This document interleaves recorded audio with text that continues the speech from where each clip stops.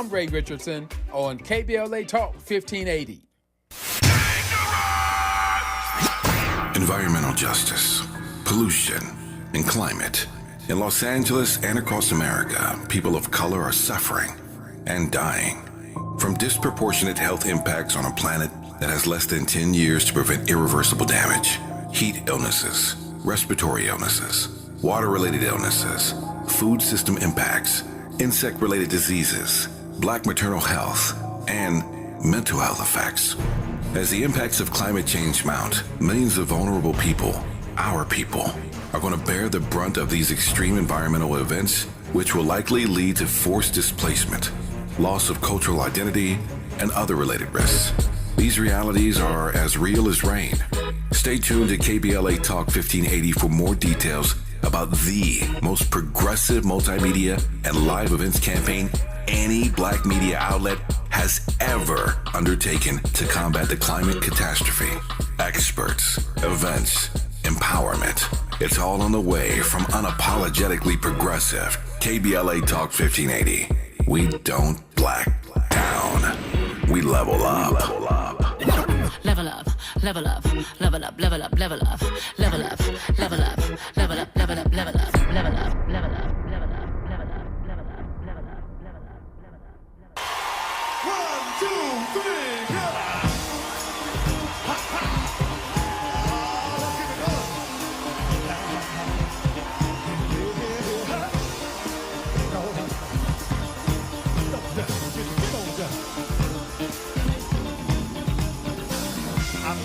Try to keep it coming.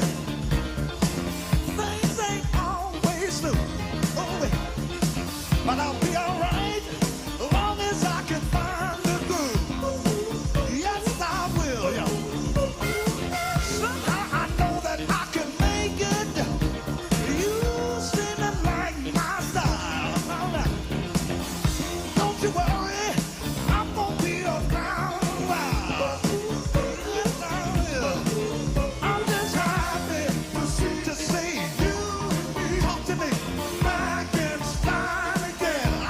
Live from historic Leimert Park in Los Angeles, California, I'm Tavis Smiley, and I'm so glad to see you and me back in stride again. Before we get started with today's show, let me invite you to follow me on Facebook and Instagram at The Real Tavis Smiley and get updates on X, that's formerly Twitter, at Tavis Smiley. By the way, should you miss any part of today's program or want to catch up on previous shows, you can always visit thetavissmileyshow.com. That's thetavissmileyshow.com or wherever you get your podcast, and listen to the Tavis Smiley podcast at your leisure. Another great show on tap for you today. In our second hour, two conversations. Up first, it turns out that there are several dozen bird names that are categorically racist and offensive. Who knew? Which the American Ornithological Society has decided to change. At the top of hour two, we'll be joined by Jason Hall, founder of the In Color Birding Club, to talk about how these racist names came to be in the first place and what changing them now really means. On the backside of hour two, NYPD veteran Edwin Raymond on his new book, An Inconvenient Cop, An Inconvenient Cop, My Fight, to Change Policing in America. That's at the bottom of hour two. In our third hour, two more conversations. Up first, Gotham Chopra, son of Deepak Chopra, spoke with many of the greatest athletes in the world for his new book, Religion of Sports, Navigating the Trials of Life Through the Games We Love. The book is full of great stories from Serena Williams, Tom Brady, LeBron James, Simone Biles, Steph Curry, the late, great Kobe Bryant, and many more about unlocking the secrets of competition and of life. We'll go inside the book at the top of hour three. On the B side of hour three, the news this holiday season about child poverty keeps getting worse. We are now told that over 330 million children worldwide are living in extreme poverty, say nothing of those whose lives are being cut short by war and various other atrocities. A conversation then with the Reverend Dr. Starsky Wilson, President and CEO of the Children's Defense Fund, on the backside of hour three. But we commence today's show talking politics with HuffPost journalist Paul Blumenthal. Paul, good to have you back on the program. How are you today, sir? I'm doing well. Thanks for having me back. Good to have you back. Happy holidays to you. Let's jump right in. The news breaking as we come on the air right now is that the Israel-Hamas truce has been extended by 2 days, according to Qatar. This truce, that is, this ceasefire, will extend at least for a couple more days. And I must admit, I'm ambivalent about this because on the one hand, I'm delighted. Who couldn't be? Why would you not be delighted about the fact that there's a ceasefire, at least temporarily, a truce that allows for these hostages to be swapped? That means, at least in the interim, there are no the count of dead bodies is not continuing to rise, at least temporarily. And yet we all know what's going to happen on the other side. At least we think we know what's going to happen when these truces finally run out, when the ceasefire is finally lifted. The bombs start dropping once again. So I'm the first to admit I'm ambivalent about this, and yet I celebrate these hostages being released and the truce at the moment. That's my read. But again, Qatar now says that they've negotiated an arrangement for this truce to extend by another 2 days. That's my read. Paul Blumenthal, what's your read on this? Yeah, I mean, any ceasefire, if you're looking to stop the body count from rising, I mean, I believe we've already had 4,000 children killed in Gaza since this war began. The Biden administration has been working to negotiate on these ceasefires, working with all of the parties involved in the Arab region, Israel and Hamas. And I believe that the expectation or the desire is to continue this ceasefire as long as possible and hopefully lock it in permanently. I mean, there are still hostages being held, both by Hamas taken from the October 7th attack and, Palestinian children and women being held in prison, basically on no charges in the West Bank that could be exchanged. So this could be extended for quite some time. I agree with your ambivalence about, what would happen, if there are no more hostages to be exchanged. The Israeli government would probably want to resume bombing, not only, in retaliation for the October 7th attack, but also because, Netanyahu is greatly endangered. He's, blamed almost entirely by the Israeli public for that attack. And they would like his government to collapse. And for him to stay in power probably means continuing the war. You raised 2 points there that are worth interrogating. One is the latter point you just raised, which I'll get to when we come forward here, and that is the politics of war. We oftentimes don't want to address that issue, but the politics of war are tricky. To your latter point, that Bibi Netanyahu, in some ways, is benefited, let's call it what it is benefited politically by continuing his effort to crush and destroy Hamas, given what you said earlier, that he has been, almost singularly blamed for this attack happening on October 7th in the first place. So to see his government not get pushed out, the politics on this would suggest, to your point, which I think is spot on, that he might benefit by this war continuing. That's the first thing we'll get to, the politics of this. And that's again, it's tricky terrain, but we'll navigate our way through it. The second point you raised, in that phrase you offered, that the ceasefire might be locked in permanently. I don't see that happening. I personally don't see how this ceasefire gets locked in permanently, in part because of the point I just raised about your issue relative to the politics. So there's a lot more to discuss about that. There's a great deal more news to get to, political news in this first hour. President Biden, we are told, has decided to skip the International Climate Summit. That's a little tricky, given what's happening with our climate right about now, that he's not even going to the summit. I don't know what kind of message that sends. Religious leaders are calling on Congress to fund Israel even more so. So now the political right has stepped up, and they've demanded more money for Israel. So they've got Israel's back if nobody else doesn't. Biden, some new data, more polls that keep showing he's in trouble against Donald Trump. These new polls out today about Biden's troubles with young people. No surprise there, and yet it's scary. We'll talk more about it when we come forward with Paul Blumenthal on Tavis Smiley. For all the freedom-loving folk, this is Tavis Smiley. I feel like freedom.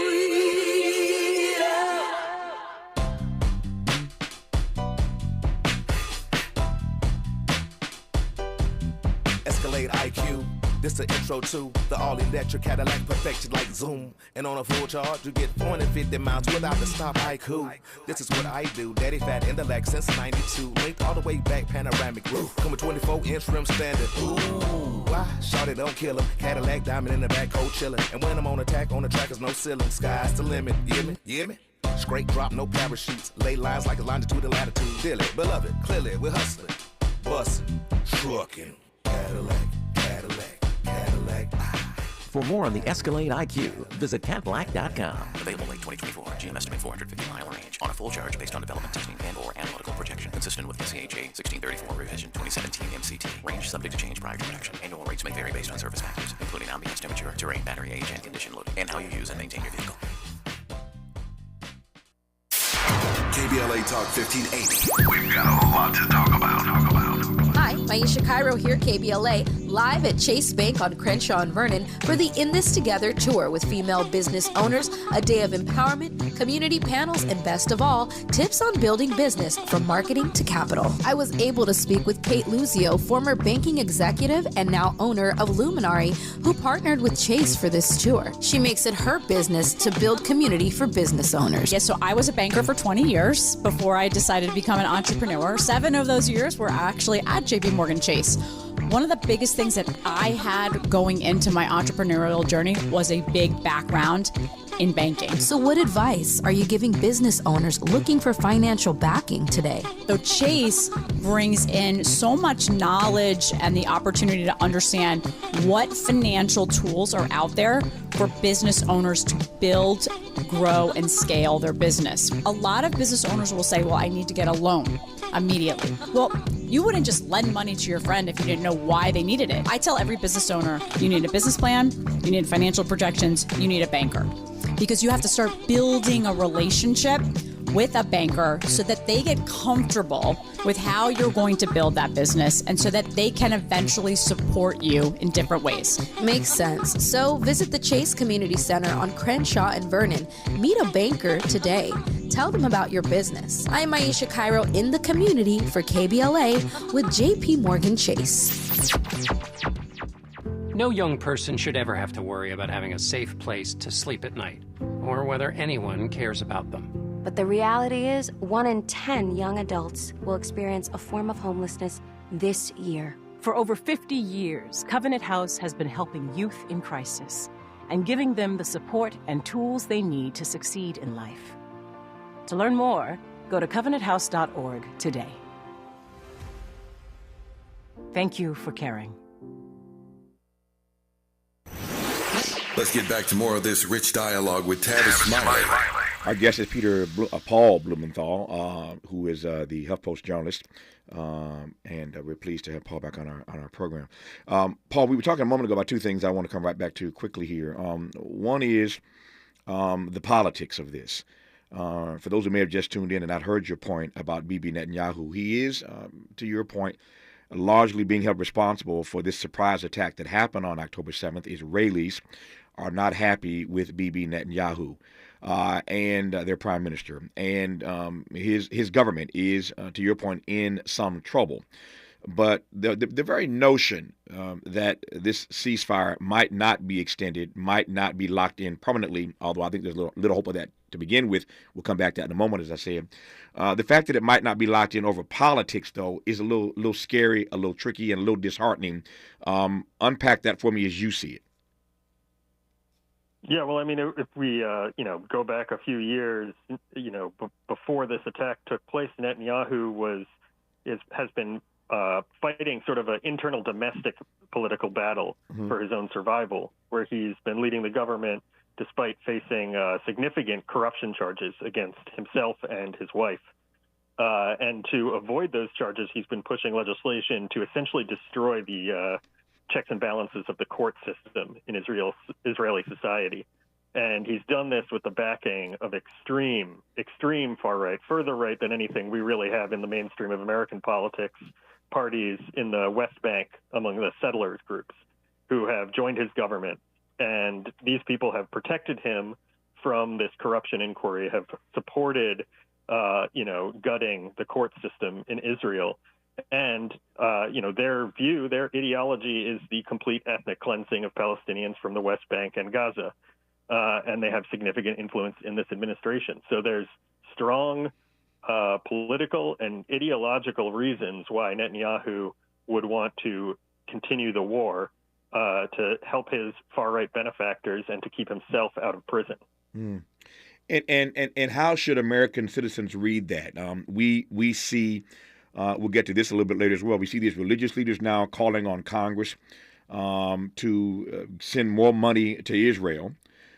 We see President Biden essentially giving Israel a blank check.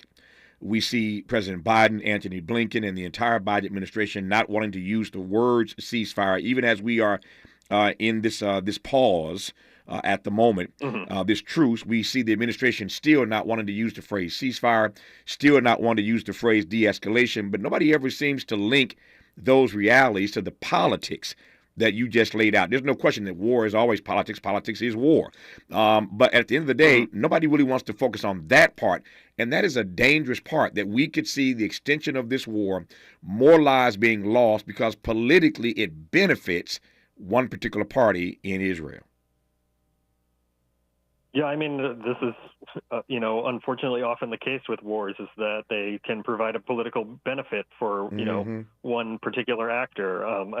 Hamas has, gets political benefit from this war as well because, Israel has characteristically overreacted to the attack and is killing, 20,000 civilians, most of whom are women and children in Gaza, and sort of losing any kind of sense of support and goodwill that they had after the attack on October 7th. So, and this kind of death in Gaza solidifies Hamas as a political entity there as well. So, I mean, there are lots of ways that politics play into this. I think that a lot of it is politics and also the ideology of, a lot of these far-right members of the Israeli cabinet that, want to eliminate Palestinians from Israeli society, from the occupied territories. No, I'm glad you raised that issue because, again, my point is the way this conversation always gets framed. It always gets framed essentially as Hamas attacked unprovoked. Hamas attacked Israel. Israel has a right to defend itself, and so the thing gets, this whole frame is Israel defending itself. And I have no qualms with that per se, except that something is wrong when that frame gets divorced or disconnected from the other frame of how people are benefited politically by this war being extended. And that's the conversation that we seem not to want to have in mainstream media, which is one of the reasons I always encourage folk. You can't be a single source citizen. You cannot be a single source citizen. You have to read a variety of sources, excuse me, and they can't all be U.S. media. You have to, and now the access to that media is so easy by going online, but you have to read a variety of sources to understand the 360 view of these issues that we find ourselves trying to navigate in the world today. But that conversation, once again, about the politics and how Bibi and his ilk are benefited by this war continuing doesn't often get discussed. So I'm glad, again, you raised that particular issue, which leads me to the other point you raised, which, again, for me, underscores why it is so difficult to imagine the possibility of this even happening, and that is that the ceasefire could be locked in permanently. Now, I know there are many people listening. There are those watching this who, in fact, hope that every time we see an extension of the ceasefire, that it might be locked in permanently. So I just broke the news moments ago. Well, I commented on breaking news. I didn't break it, but we commented on the breaking news that Qatar has announced that the ceasefire will extend for another 2 days. So every time there's good news about the ceasefire being extended a little bit longer, people think maybe there's hope it'll be locked in permanently. I don't see it, Paul, given in part the conversation that we just had.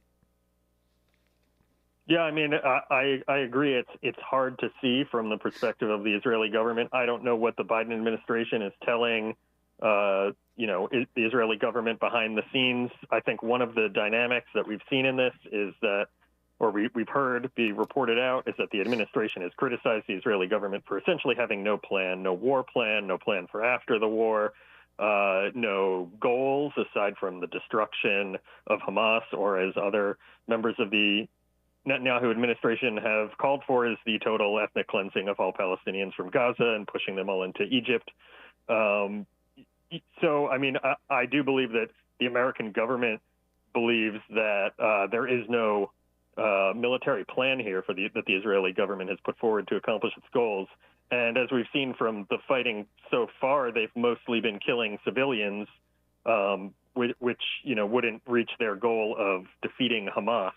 And if we look back at Israel's previous wars, whether it's in Gaza or Lebanon or elsewhere in the region, they have often just led to mass civilian casualties and have failed to achieve any military goals, whether that's defeating Hezbollah in Lebanon or Hamas in previous, there have been a number of recent wars in Gaza. So, I mean, you have to question whether they can even win this war. And who knows if they realize that in this time that they're given during the pause. To your point about the Biden administration and not knowing exactly what they're doing and what they're saying behind the scenes on the Israel-Hamas conflict, we do know that the Biden administration has announced that the president will not attend this year's Global Climate Summit.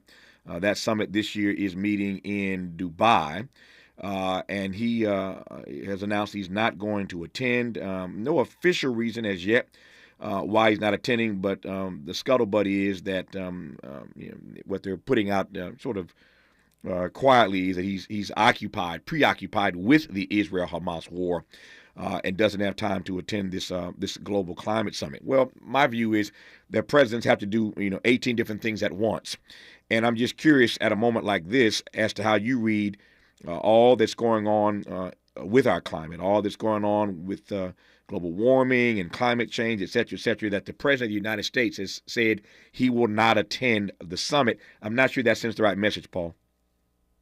Mm-hmm. Yeah, I mean, the reporting that I have seen is that he is, that they're putting out that he's consumed by the Israel-Palestine conflict and is involved in that. They're sending the special climate envoy, John Kerry, and other members of the administration to be there. Perhaps they're not seeing much come out of this year's conference. These conferences don't always result in huge goals. Mm-hmm. He attended the previous two that I'm aware of during his administration, including in 2021, where he apologized for Donald Trump pulling out of the Paris Agreement. So I don't know if there's too much to really read into it at this time. Mm-hmm. Well, I won't read too much into it then. My question was whether I sent the wrong signal. Maybe it does, maybe it doesn't.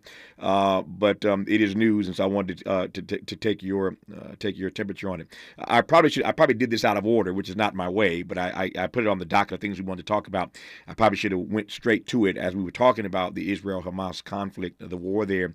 But there is news today that a significant group of religious leaders are calling upon Congress to fund Israel. As you know, when Mike Johnson became Speaker, he separated these things out. Prior to his becoming Speaker, Joe Biden, speaking of the president, wanted Ukraine and asked for Ukraine and Israel funding simultaneously. Speaker Johnson separated those things out, and now there's a growing list of religious leaders who are calling on Congress to fund Israel. Your thoughts about that news today? I mean, I guess my thoughts on that might depend on who the religious leaders are. If we're talking people from, people like Mike Johnson of the right-wing Christian variety, support for Israel dovetails with their belief in, the end times apocalypse that will come from a great conflict in Israel. So, I mean, that could be the case there. Jewish leaders, religious leaders, obviously, are strongly supportive of Israel and would support, have supported and been pushing for an aid package. It's interesting to see these religious leaders out there pushing this. I mean, I know I've seen the Pope, saying that, as usual, that war is not the correct direction to go in here, as you might think more religious leaders would think that way. But at the same time, I mean, it's curious that the push for arms for Israel, especially at this time when we're in a ceasefire and hoping that it continues. especially for a country that doesn't necessarily need military aid. Yeah, the message seems to be a little off in terms of its timing. Here you are in a pause, at least a truce, if not a ceasefire momentarily, and these leaders are demanding more aid, more money for Israel to purchase more weapons. To your point, let me color it a bit more or explain it a bit better. The letter was led by the conservative. You want to know who these leaders are. The letter was led by the Conservative Faith and Freedom Coalition, so you're spot on, with signees including pastors from Christian churches and leaders from organizations such as Dr. James Dobson, the Family Institute there, the American Center for Law and Justice, Outreach International, and, of course, the Christian Broadcasting Network founded by Pat Robertson back in the day. So it's the typical Christian conservatives who are demanding more money for Israel. So to your point, no surprise there. That said, I think the timing of the message might be a bit off. I'm watching my clock here. Let me commence this conversation. We'll continue when we come forward. But there are these polls. Let me just ask a broad question first, then I'll get specifically to the polls that are out today about Biden and young voters. So we'll hold that and get to that in about 90 seconds here. But just broadly speaking, how are you reading, Paul, all of these polls? And they seem to be coming out every week. Every week there's some new poll that comes out that suggests that Joe Biden is in trouble, that whether in battleground states or beyond, if the race were held today, he would lose to Donald Trump. Again, I don't want to put too much in these polls, a year out from Election Day, and yet there is a pattern with these polls that is undeniable, and the White House has to be taking this seriously. Yeah, I mean, it's hard to read it any other way. We are a year out from the election, so you put as much stock in it as you want at that. But at this very moment, it seems, according to the polls, that Joe Biden is down to Donald Trump in the polls. I don't know. It's hard to determine exactly why.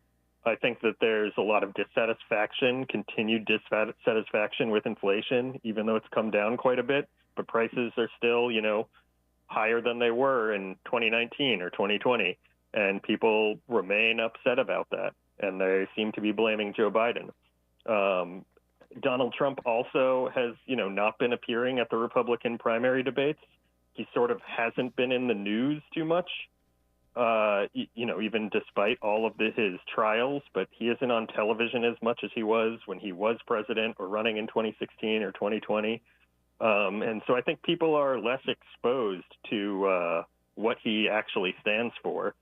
And I would read these polls mostly as a dissatisfaction with President Biden than any kind of support for Donald Trump. When we come forward, we'll unpack these polls specifically out today about Biden and young voters. And to your point about Donald Trump, Nikki Haley seems to be, I wouldn't call it catching fire, but she is starting, it appears, if you follow the mainstream media, to pull away from the pack. Everywhere I've looked over the last few days during this Thanksgiving break, there are more and more stories about Nikki Haley. And so it appears that she's, she and DeSantis are still there, but she's starting to pull away slightly from this pack if you read the mainstream media. More to talk about in this hour as we do politics with Paul Blumenthal of HuffPost. You're listening to Tavis Smiley. From the Mert Park with love, this is Tavis Smiley.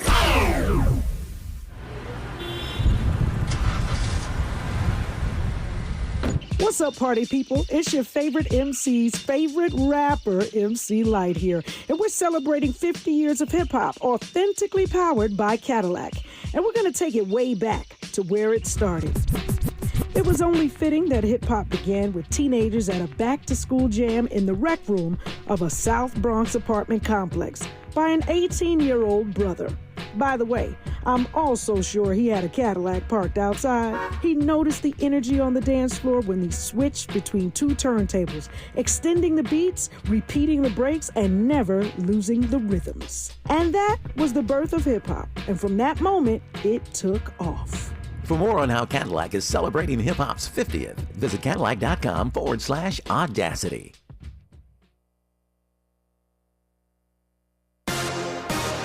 We welcome you back from your Thanksgiving Day holiday. It's Monday, November 27th. I'm Mike Moore. Now here's the latest from the Black Information Network. The pause in fighting between Israel and Hamas is set to end today. The 4-day agreement is set to expire at midnight, that's Eastern Time, which is 7 a.m. Tuesday local time. The two sides have held talks about extending the truce, but so far an agreement has not been reached. Virginia State University has been selected as the site for one of the 2024 presidential debates. The debate is set for October 1st of that year and will be one of 3 official meetings of the candidates. VSU is the first historically black college or university to serve as host. The land-grant university was founded in 1882 and is one of the oldest HBCUs in the nation. And that's the latest. I'm Mike Moore from your 24/7 news source, the Black Information Network and BINnews.com. Halloween is over, but hiring is still scary. Indeed's end-to-end solution makes it easy to attract, interview, and hire candidates. Sponsor a job and instantly receive a short list of quality candidates whose resumes on Indeed match your job description. Visit Indeed.com/credit. This is the KBLA Sports Minute with Ray Richardson. The Rams get a 23-point win at Arizona yesterday. 4 touchdown passes by Matthew Stafford, 2 each to running back Kyron Williams and tight end Tyler Higbee. The Rams are 5-6. The Chargers have lost 3 straight. They lose at home to Baltimore by 10. 4 turnovers by the Chargers and only 1 touchdown, and that didn't come until the middle of the 4th quarter.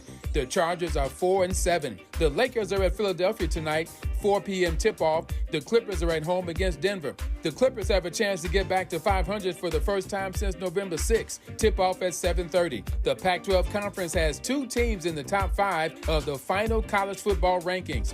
Washington at number 3, Oregon at number 5. The other 3, Georgia, Michigan, and Florida State. USC and UCLA finished the season unranked. No debates, no speculation, just the info you need. That's your KBLA Sports Minute. I'm Ray Richardson on KBLA Talk 1580.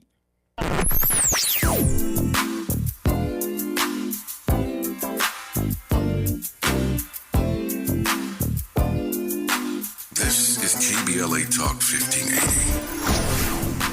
Talk radio. That's music to your ears. We're unapologetically progressive. KBLA Talk 1580. Sponsored by Boost Infinite. Hey, son. How are you feeling? I'm fine, Pops. What's on your mind? I can't explain it. Navigating without a compass, eyes waiting, started to wonder. Metamorphosis, the loss of who you thought you was.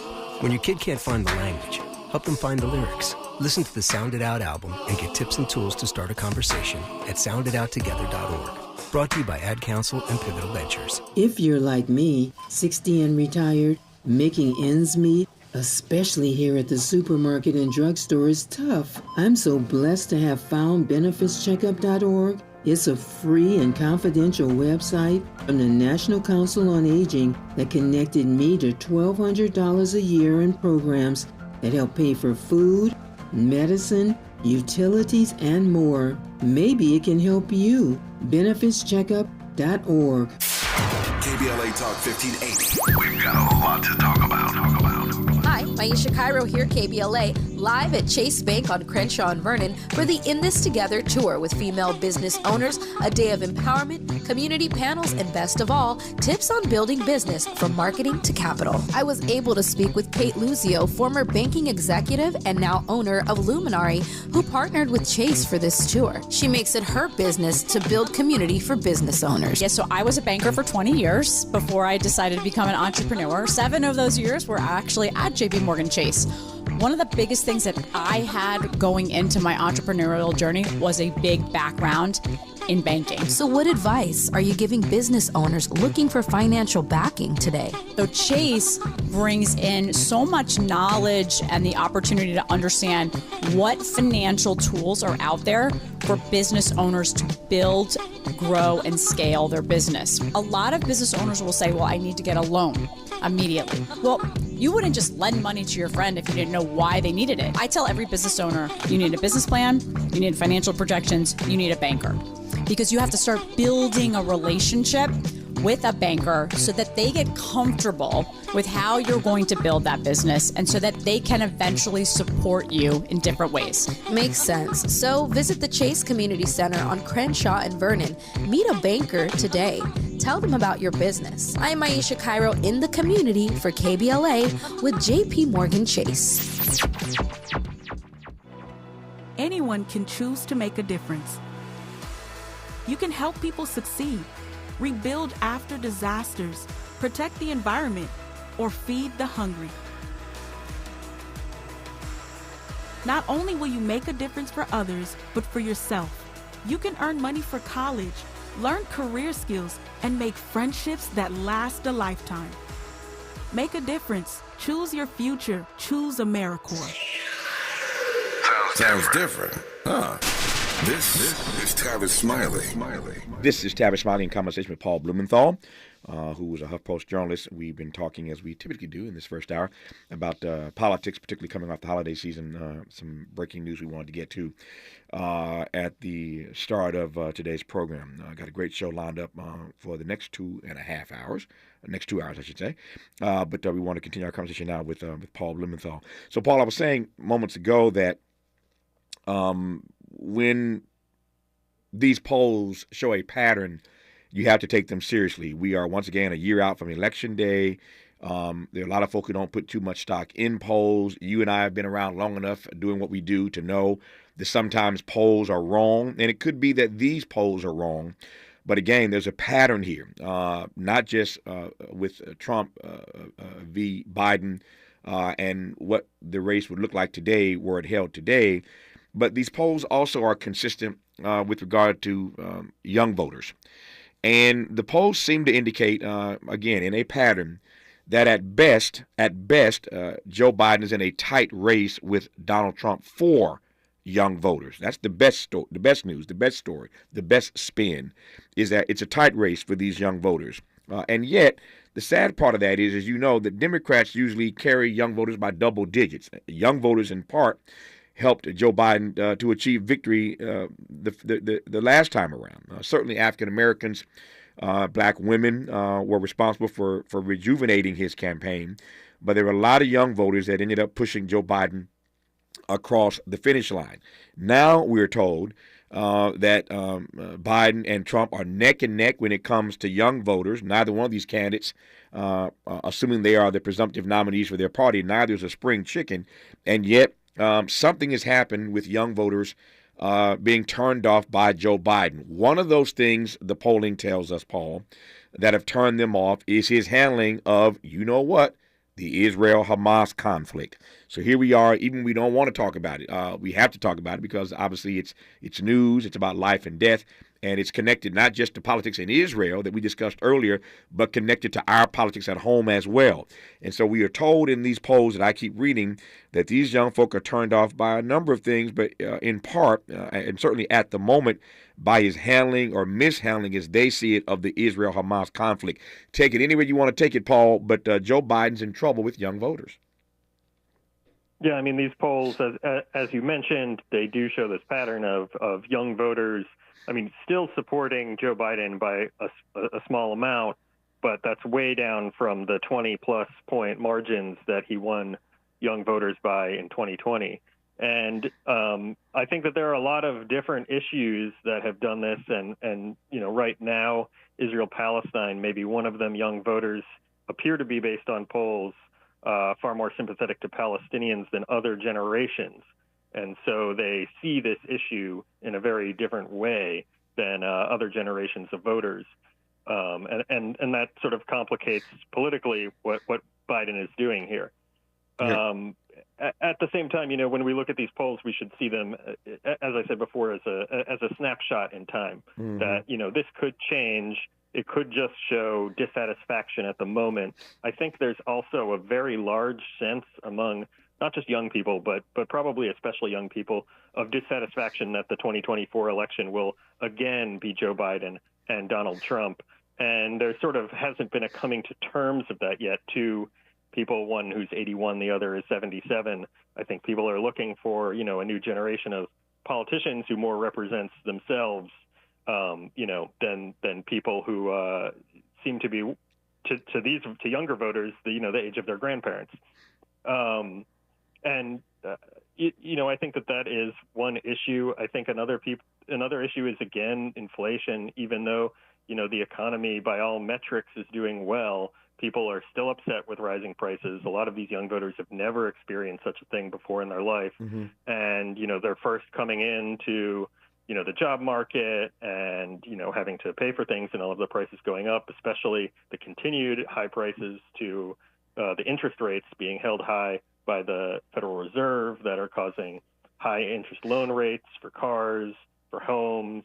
So, it's sort of hard to get started on your life as a young person in that environment.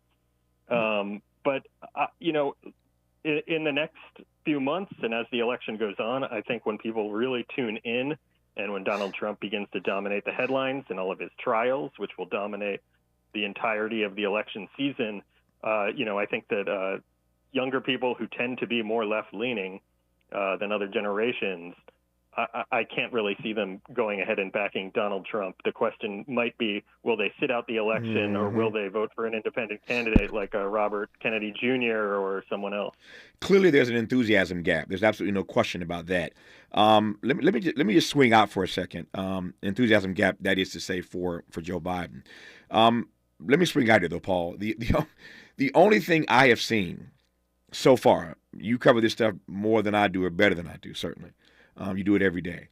The only thing I have seen that Joe Biden at the moment can hang his hat on that would pretty clearly result in an election victory for him is Donald Trump being convicted in one or more of these cases. Every poll I've seen, same stuff you're looking at, suggests there's a tight race, that Donald Trump would win were the election held today, and that's scary for many of us, to be sure.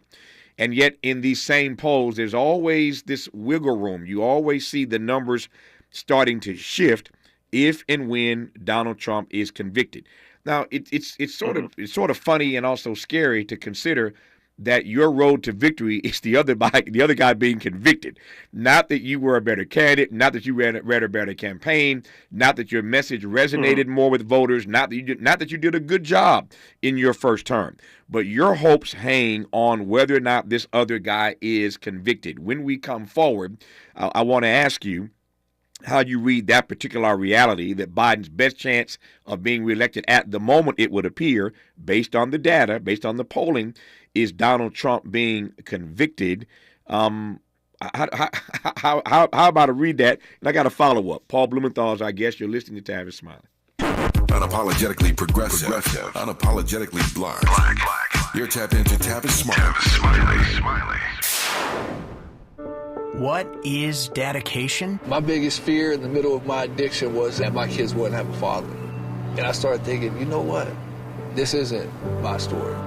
I definitely had to become a better man to be a better father. It's important to me that my kids are empowered and truly believe that if they can think it, they can do it. That's dedication. Visit fatherhood.gov to hear more. Brought to you by the U.S. Department of Health and Human Services and the Ad Council. Joey from Vermont, a farmer trying to get through the winter. Adriana from South Carolina, a single mother living paycheck to paycheck. Liam from Ohio, an injured father struggling to provide for his family. Hi, I'm Shanola Hampton, and I support the Feeding America network of food banks because they help provide over 6 billion meals to people in need each year. Learn more at feedingamerica.org.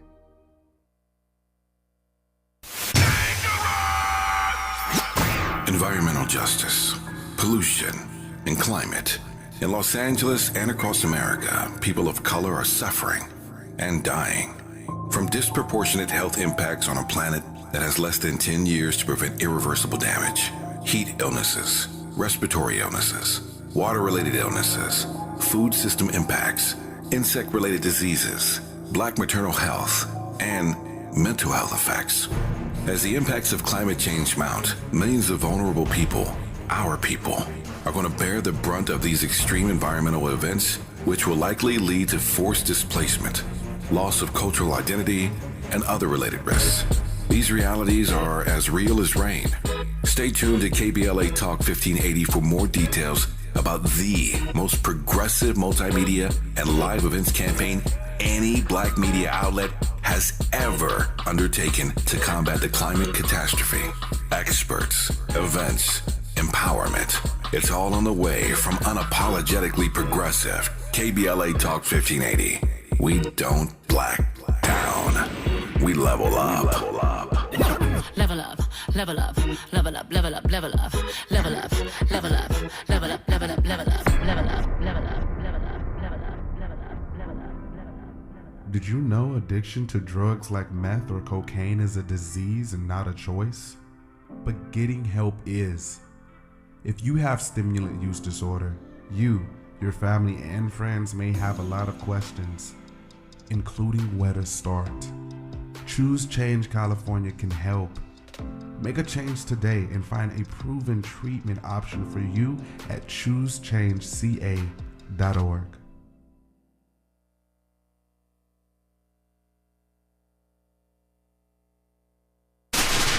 Ready to re-examine your assumptions and expand your inventory of ideas? More of Tavis Smiley coming your way right now.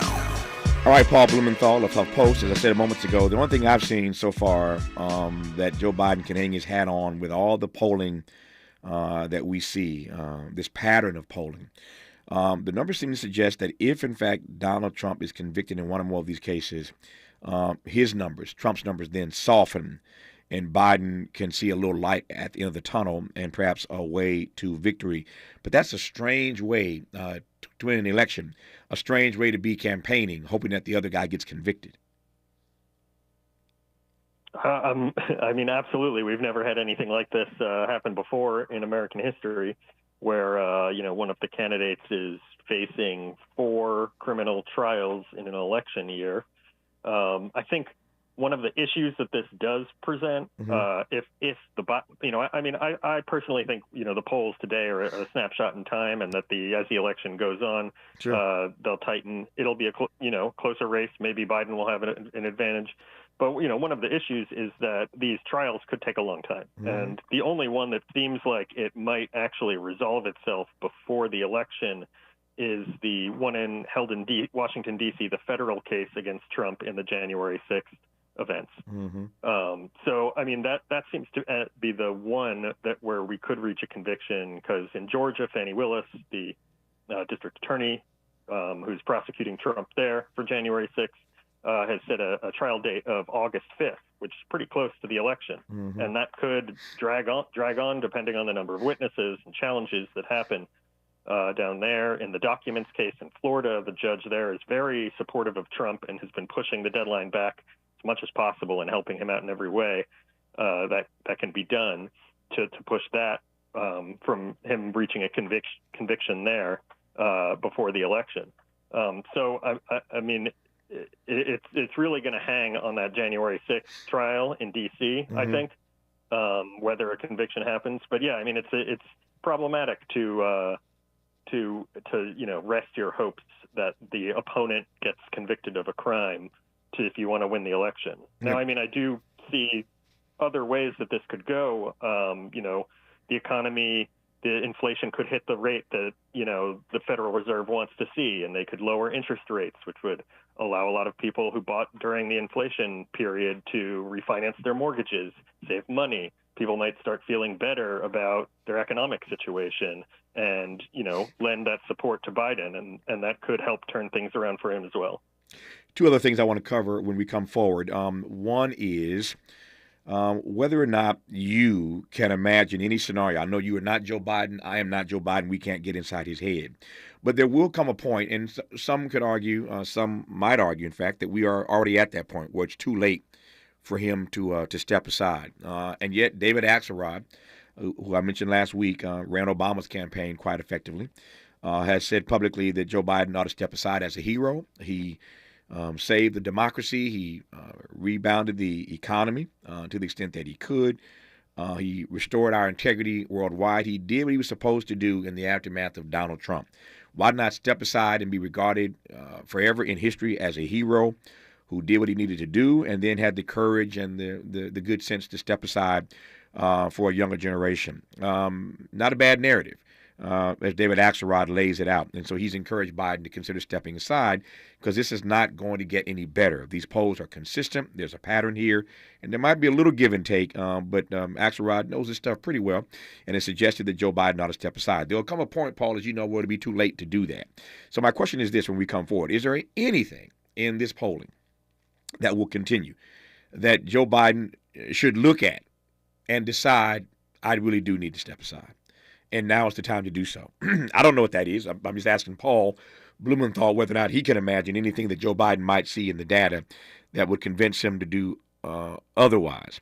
And then we'll close with a quick thought about Nikki Haley. Again, over the last few days, everything I've read, and if you're reading the same stuff I'm reading, you're seeing it too. Nikki Haley seems to be, pulling away from the pack. As the Republican that folk are paying attention to, of course, beyond Donald Trump. Those closing comments from Paul Blumenthal when we come forward on Tavis Smiley. This is getting good. Yeah, man. Tavis Smiley continues when we come forward. If you're like me, 60 and retired, making ends meet, especially here at the supermarket and drugstore, is tough. I'm so blessed to have found benefitscheckup.org. It's a free and confidential website from the National Council on Aging that connected me to $1,200 a year in programs that help pay for food, medicine, utilities, and more. Maybe it can help you. benefitscheckup.org. My daughter was diagnosed with a rare malignant rhabdoid tumor on the spine. They sent her straight to St. Jude. My hope was gone. But when you get there, everyone's like, hey, we're not going to give up. And when you see other people not giving up on your child, that makes all the difference in the world.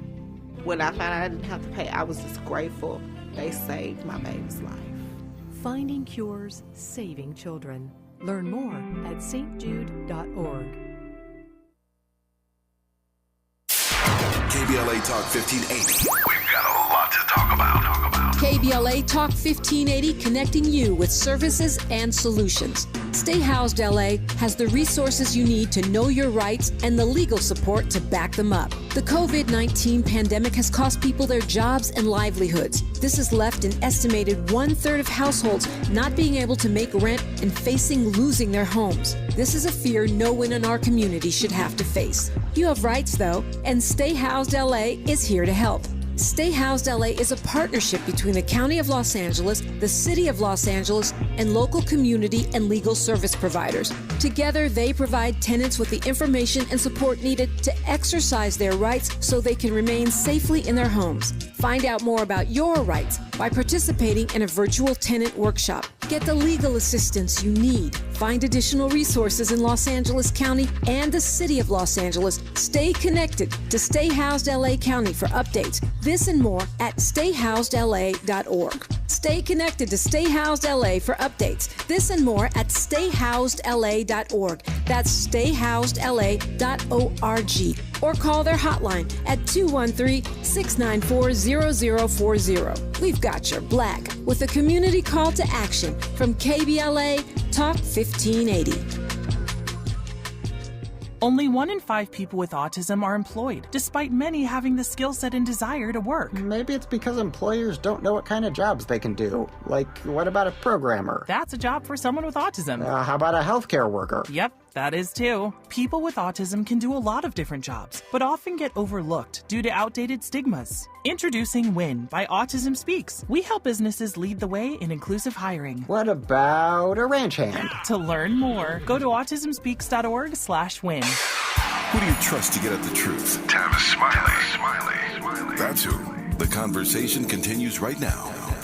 David Axelrod, Paul Blumenthal isn't the only one to say that Biden ought to step aside, but when he said it, it got lots of attention, as you well know.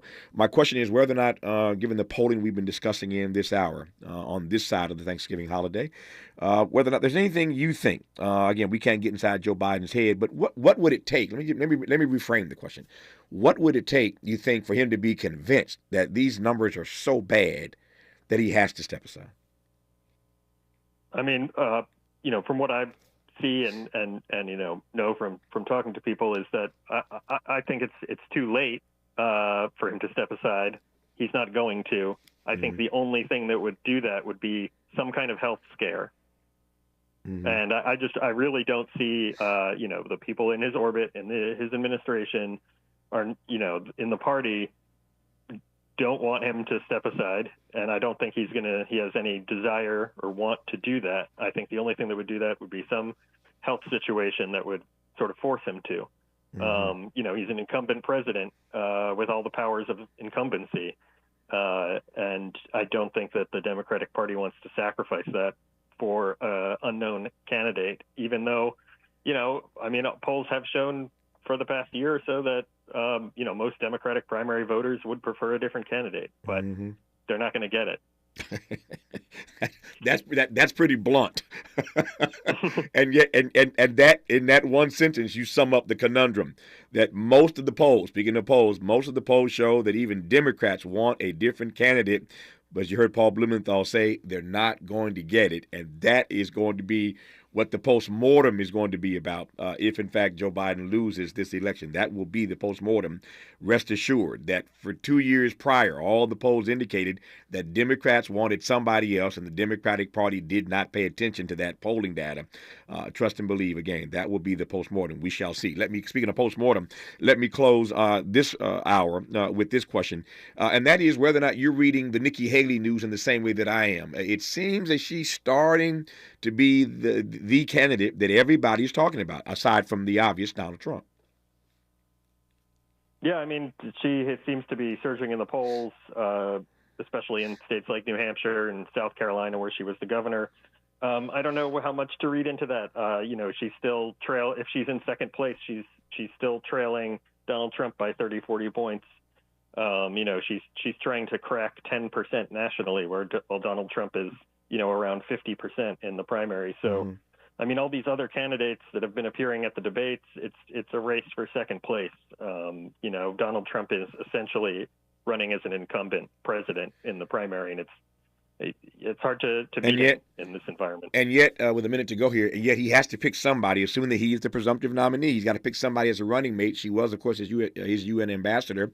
All kinds of things are said during the campaign that are not nice, and yet at the end of the day, you got to pick somebody to run with. JFK did it for LBJ. Obama did it for Biden. It happens. They say nasty things about you. Kamala did it to Joe Biden, yet Joe Biden picked her anyway. But if he were to pick Nikki Haley as a running mate, she's a woman. Your thoughts?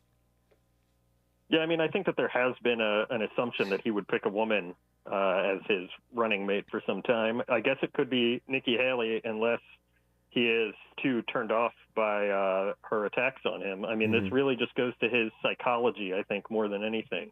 And, whether he believes he has such a hold on the party that he can pick whomever he wants, whether it's, Marjorie Taylor Greene or somebody of that ilk.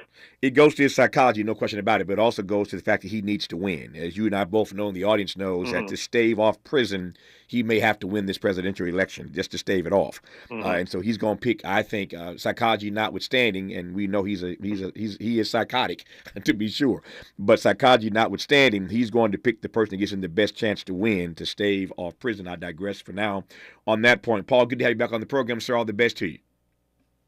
Yeah, you too. Thanks for having me. Thank you for your time. More of Tavis Smiley when we come forward. KBLA 1580 Santa Monica. We thank you for sharing a part of your Monday with us here on the Black Information Network. I'm Mike Moore. Now here's the latest. The man suspected of shooting 3 20